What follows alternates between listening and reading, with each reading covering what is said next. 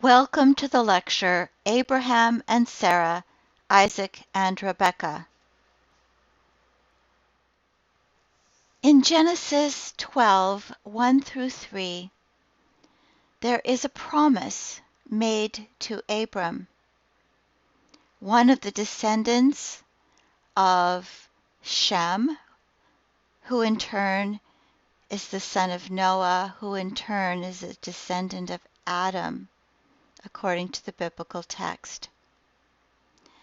And we can see this promise, just to give you a heads up, as being made to counter, to heal, to resolve what has gone before, which is the dispersing of the nations after the Tower of Babel.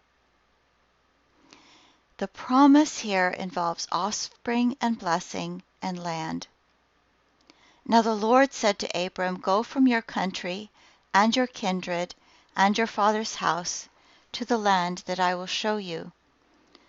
And I will make of you a great nation, and I will bless you and make your name great, so that you will be a blessing. I will bless those who bless you, and him who curses you I will curse, and by you all the families of the earth shall bless themselves, or can obtain blessing in you." And in verse 7, then the Lord appeared to Abram and said, "To your descendants I will give this land."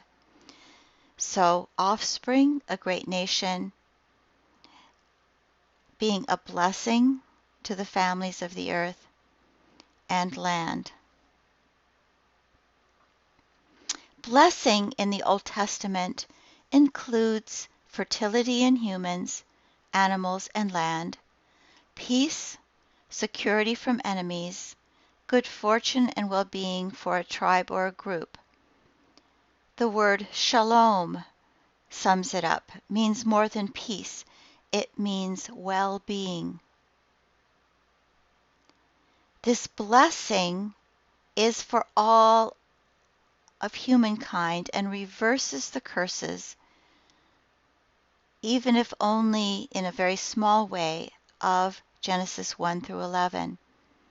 Those curses included fruitless toil and pain, care-laden wandering, ceaseless toil, slavery or servitude, and the destructive chaos of the nations.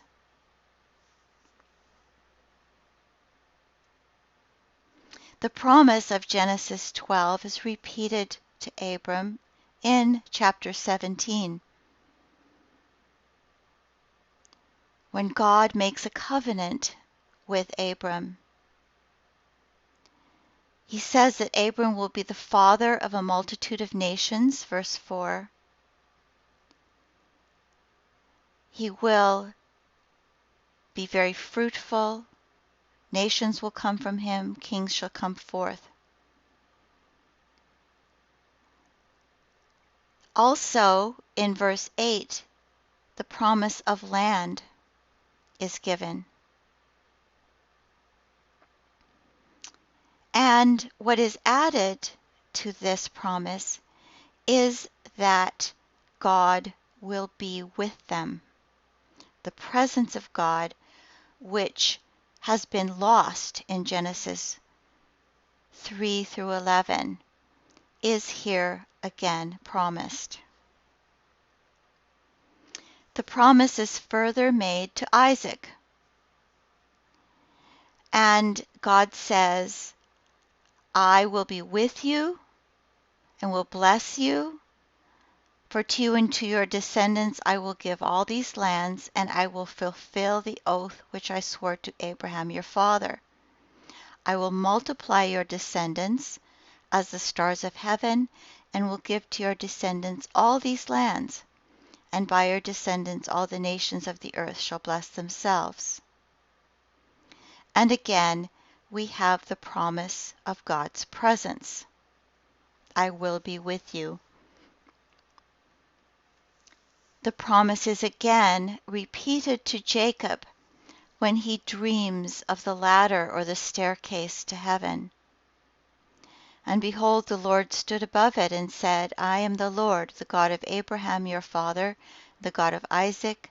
The land on which you lie I will give to you and to your descendants, and your descendants shall be like the dust of the earth, and you shall spread abroad to the west, and to the east, and to the north, and to the south, and by you and your descendants shall all the families of the earth be blessed, or bless themselves. Behold, I am with you. So again, descendants, land, blessing, and presence.